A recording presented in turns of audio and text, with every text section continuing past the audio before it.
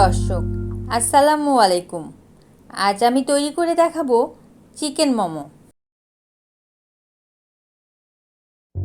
ময়দা, চিকেন কিমা, পেঁয়াজ কুচি, কাঁচামরিচ কুচি, ধনিয়া পাতা কুচি, গাজর কুচি, সয়া সস, গোলমরিচের গুঁড়া, আদা বাটা, রসুন বাটা, লবণ এবং সয়াবিন তেল।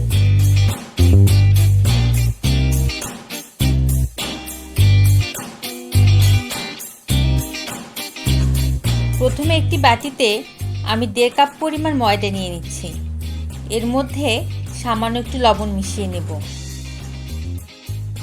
এখন 1 টেবিল চামচ পরিমাণ সয়াবিন তেল দিয়ে তেলটা ময়দার সাথে ভালোভাবে মিশিয়ে নেব। অল্প অল্প করে পানি অ্যাড করে খামিরটা আমি তৈরি করব।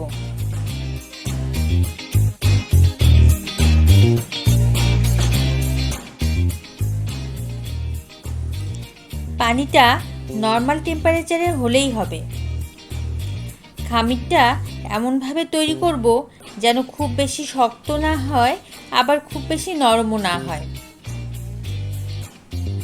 4 থেকে 5 মিনিট ধরে মথে নেওয়ার পর খামিরটা তৈরি হয়ে গিয়েছে।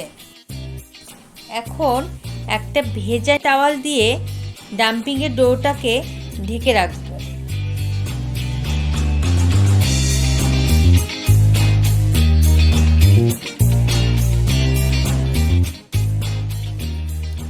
এই ফাঁকে আমি পুরটা তৈরি করে ফেলব। এজন্য আমি চিকেনের হাড় ছাড়া মাংস নিয়ে ব্লেন্ডারে কিমা করে নেব। এর মধ্যে পেঁয়াজ কুচি দিয়ে দেব, কুচি করে রাখা কাঁচামরিচ দেব, তারপর ধনিয়া পাতা কুচি দেব, গাজর কুচি দেব, স্বাদ মতো লবণ দিয়ে দেব। এর মধ্যে 1 টেবিল চামচ পরিমাণ সয়া সস দিয়ে দিব, হাফ চা চামচ গোলমরিচের গুঁড়া দিব, হাফ চা চামচ রসুন বাটা এবং হাফ চা চামচ আদা বাটা দিয়ে দিব। এখন সব কিছু খুব ভালোভাবে মেখে নেব। এর মধ্যে 1 টেবিল চামচ সয়াবিন তেল দিয়ে ভালোভাবে মিক্সড করব। মোমোর জন্য পুরো মিশ্রণটা তৈরি হয়ে গেছে।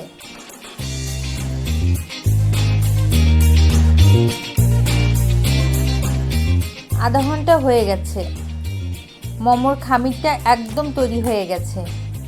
হাত দিয়ে খামিরটা একটু মথে নিব। এখান থেকে খামির নিয়ে একটা বড় রুটি বানিয়ে নেব।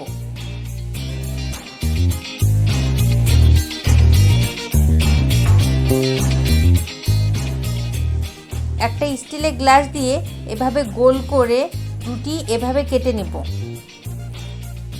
আপনারা চাইলে ছোট ছোট রুটি বানিয়ে নিতে পারেন, কিন্তু এভাবে করলে কষ্টটা কম হবে এবং সময়ও বাঁচবে। আমার রুটিগুলো তৈরি হয়ে গেছে। এখন সামান্য একটু পুর নিয়ে মাঝ বরাবর দিয়ে দিব। এভাবে চারপাশে একটু পানি লাগিয়ে নেব। এখন এভাবে কুচি করে মাথাটা লাগিয়ে নেব।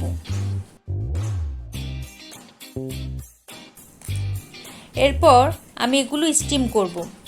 রাইস কুকারে স্টিমারে সামান্য একটু তেল লাগিয়ে নেব। এরপর এক এক করে মোমোগুলো দিয়ে দেব। এগুলো একটু দূরে দূরে রাখতে হবে, কারণ ভাপ লাগার পরে এগুলো সাইজে বড় হয়ে যায়। এখন ঢাকনা দিয়ে ঢেকে দিব। রাইস কুকারের ঢাকনাটাতে যদি কোনো ছিদ্র থাকে তাহলে কাগজ দিয়ে ছিদ্রটা বন্ধ করে দিতে হবে। 20 থেকে 25 মিনিট স্টিম করব।